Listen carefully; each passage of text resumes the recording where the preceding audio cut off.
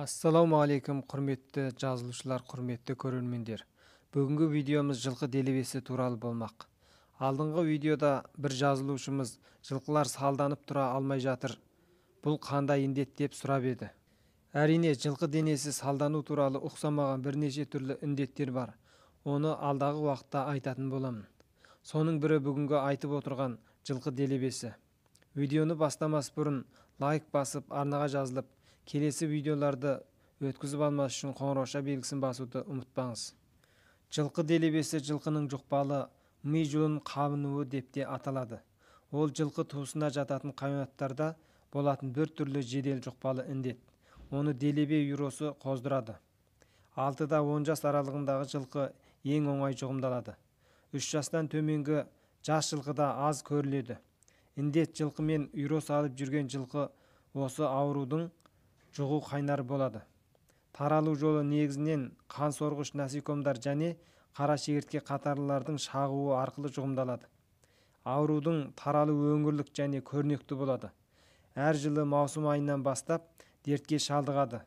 Тамыз, қыркүйек айларында шарықтау шегіне жетіп, қазан айынан кейін біртіндеп азая бастайды. Клиникалық белгілері: індет жылқының нерв жүйесі белгі береді. Тұншығу, қозу және ес ақылының тосылуы сияқты нервтік ауру белгілері айқын байқалады. Жасырын мезгілі бір ай айналасында болып, алғашында дене температурасы қалыпты болып, жабырқау келеді.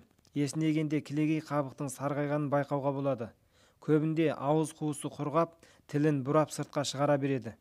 Тәбеті азайып, жұтыну қиындасады. Ішек дыбысы әлсірейді немесе жоғалады.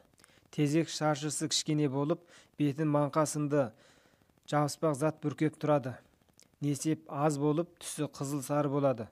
Ауру ауырласқанда індет жылқы дөңбекшіп, кейде көрінген нәрсеге соқтығады. Кейде алдыңғы екі аяғын айқастырып аунақшиды. Тіпті бүкіл денесі құрысады. Соңында салданып, жерге жығылып өледі. Өлім мөлшері жоғары болады.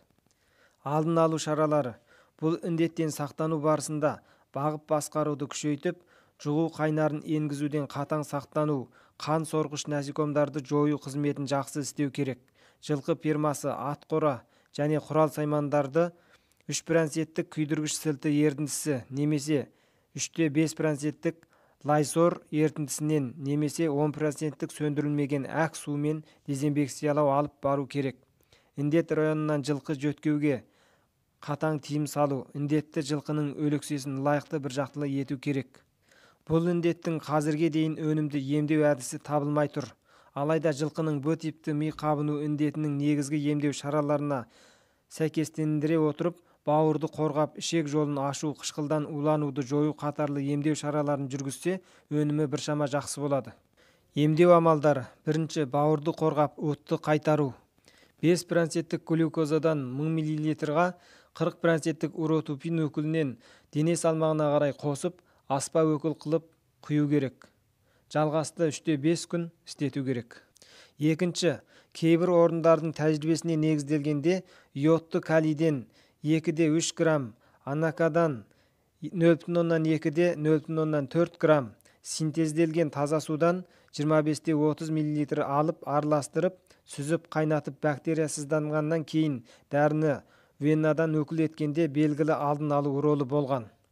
Үшінші, қышқылдан улануға 5% натрий гидрокарбонат сұйықтығынан 500-800 мл венадан өкіл етіп құю керек.